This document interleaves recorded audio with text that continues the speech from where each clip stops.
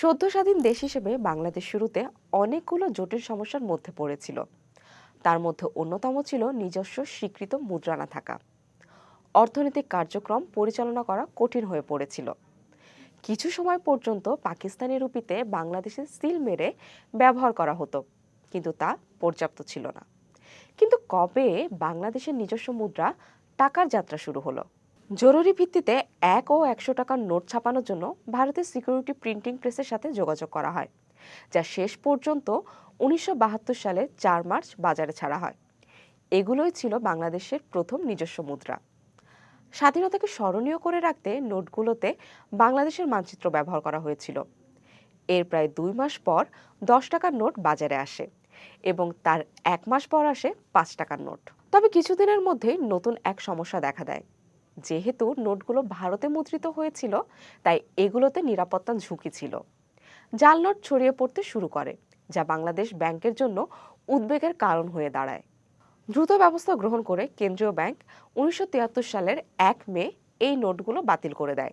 1 টাকার নোটটি 1 বছর পর 1974 সালে 30 মার্চ বাতিল করা হয়।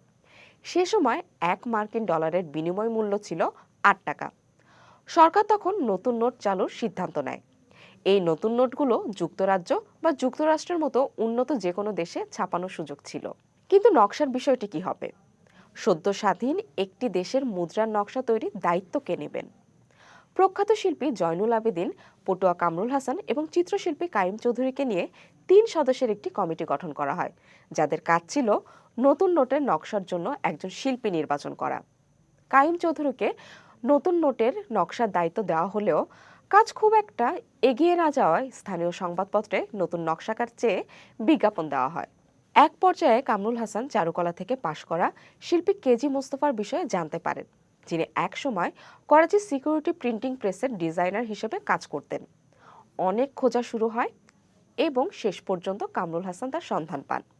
পরে কেজি মোস্তফাকে নতুন নোটের নকশা তৈরির দায়িত্ব দেওয়া হয়েছিল।